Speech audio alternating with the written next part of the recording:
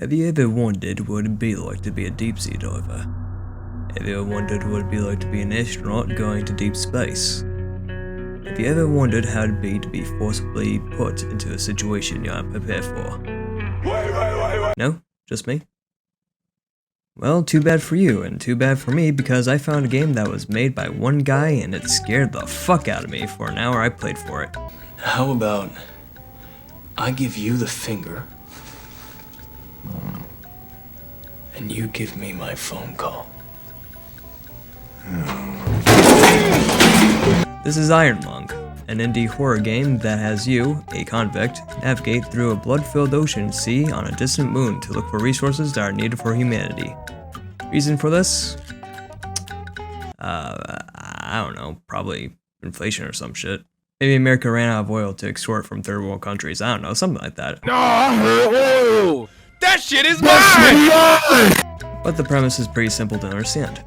You're a one-man crew that is sent to investigate this mysterious Red Sea, literally, and to find any resources valuable enough to report back to Earth with. One caveat to this is that you can't navigate into the traditional use your eyes sort of way. Instead, you are given a control panel and a map to use the grid coordinates to get to each location. Once you get to each location, there's a back panel with a screen to be able to take pictures. Align the submarine to the coordinates and take the pictures of whatever was on the marked location. Go through the entire map and find what every location has to offer. Now I will say that for the rest of the video I'll be going over my adventure through these treacherous waters, so if you want to experience it yourself, go over to Steam and try it out. It's only $5, so give it a whirl and support the creator. That taken care of, let me direct you to the cockpit.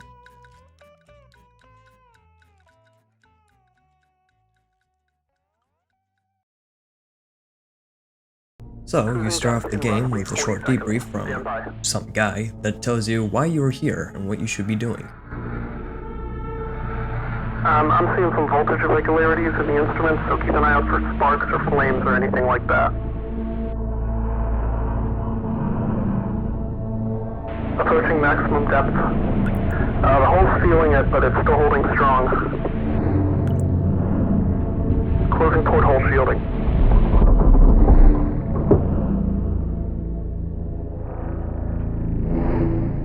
We're starting to lose radio signal.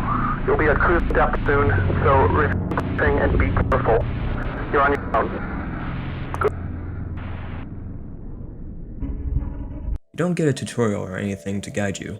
Basically, it's up to you to navigate through these waters to the best of your abilities and finish the mission that you have been given by the government to earn your freedom. In the cockpit, you have your map, your control panel, a fire extinguisher, and your front view photo taker. There's also a computer in the back, but I personally didn't use this because it involves programming shit. And knowing my time and get the fuck out, I ain't too fancy with that sort of technology. With all that sorted out, it's about high time to start the mission. The controls are relatively simple, but it does require you to swap back and forth from your map and steering to be able to navigate effectively. On your compass, or ship direction circle, I don't know what you call this fucking thing, there will be occasional blips that shows you obstacles that you need to avoid. The faster the blips, the closer you are to them, so make sure to get to the opposite direction and realign yourself if navigating through the tight spaces, or tight areas in the map. On a side note, the atmosphere inside the sub is pretty unsettling to be in. On occasion, you can hear the sea life around you, letting you know that you aren't alone in these blood-soaked waters. You can also find what looks to be bones of remnants of other creatures that were here before you. They're relatively large, so whatever was here before was definitely killed by something proportionally larger.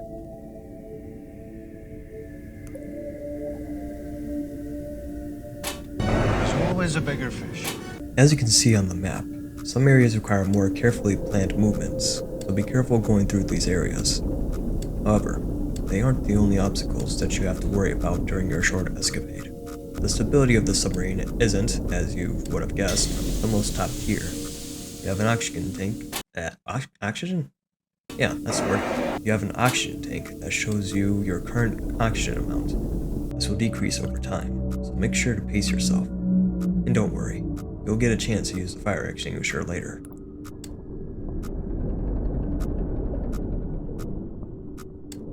Oxygen notification. Ooh, that can't be good. So, while I was piloting this... Alright. So, while I was piloting this hunk of junk, I noticed a paper on the ground. With what I read, I understood my character's thoughts on this whole job they have been given under. So his entire plan is to— Fuck! Ah, fuck! Oh, shit, it's coming down! Shit! Focus, all right? We can do this! Ah, fuck this! Piece of shit! Ah! Ah! That help would be great! Look, you need to do it, dude! You need to do it! All right, yeah, I think we're good.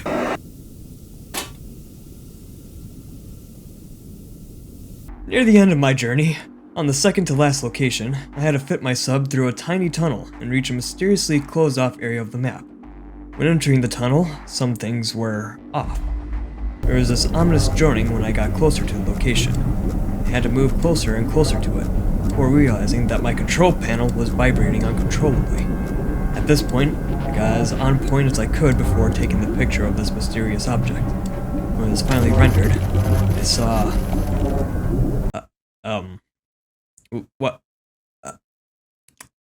An underwater space anus. After shortly moving back towards the top main area, the only location I had to visit was at the very top right of the map. So, a straight shot to the last objective. Not bad. To be honest, this game did have a lot going for it. I wish, it was a little bit, longer, but it is what it is. I think this guy did an excellent job. Oh, shit. Okay. So, I almost ran to the edge of a rock, I guess. It must be near this little thing here. Alright, so maybe I just have to move up. Oh, that's the ceiling. Right under here. Okay. So, maybe I have to move backwards and realign myself. Huh. Okay, for some reason it's still saying I'm still close.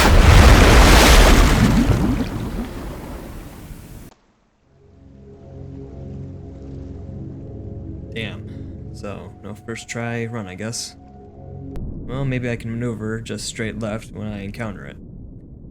Alright, so now it's popping up again. Straight 270 degrees now. Alright, so I'm on the other side of the map. And it's still showing up. Okay, what the hell? I don't understand. Why is it still popping up? I just moved all the way to the other side. Oh. Wait. Oh, no.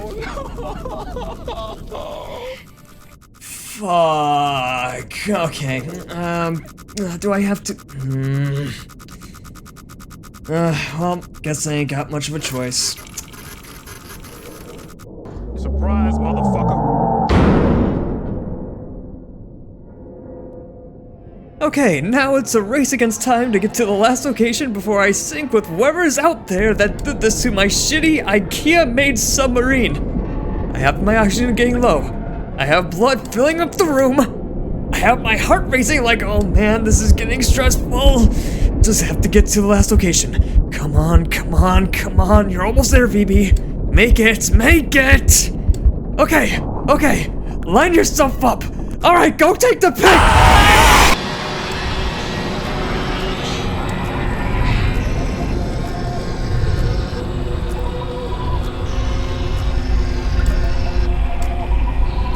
And that's the end. You don't make it out. All your hard work to be free has been for nothing. I like this ending for the game. David did an excellent job with the atmosphere, the pacing, and what he did with the limited functionality of the submarine. It wasn't that the game was filled with jump scares that made it scary. It was that it was unexpected that did it for me.